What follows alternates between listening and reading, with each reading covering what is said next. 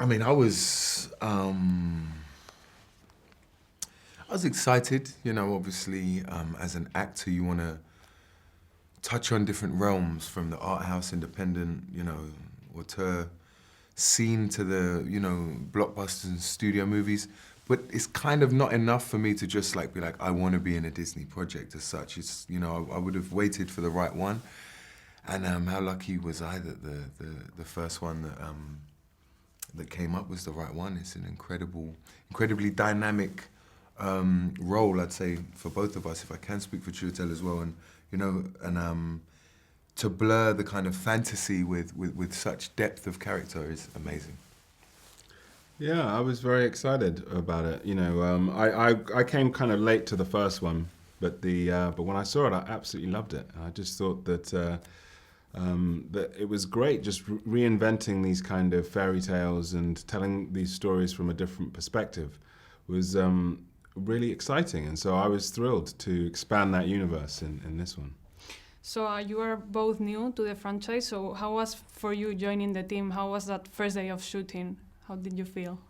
I mean, they made us feel very at home very quickly. You know, all of the crew is so welcoming, and it's a very well-oiled machine that we were stepping onto, so it was a very relaxed and professional atmosphere from day one. And well, even though the film has a lot of elements of classical fairy tales, and is meant for young audiences, there is like a lot of meaningful messages. So do you think that kids movies nowadays are more than just fun?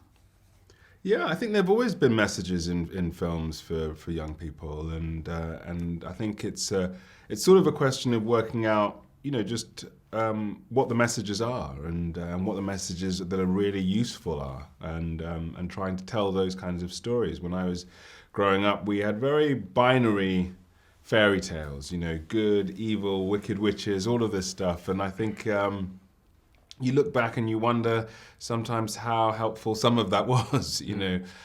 What's great is having these fairy tales that are a bit more nuanced and have sort of slightly more complex characters and complex motivations, and try to tell stories in a fuller way, I think. And I think that's exciting for young people and adults. So in this case, which one do you think that is the most powerful message or meaningful lesson? I mean, there are so many meaningful lessons in it. You know, of course, you know,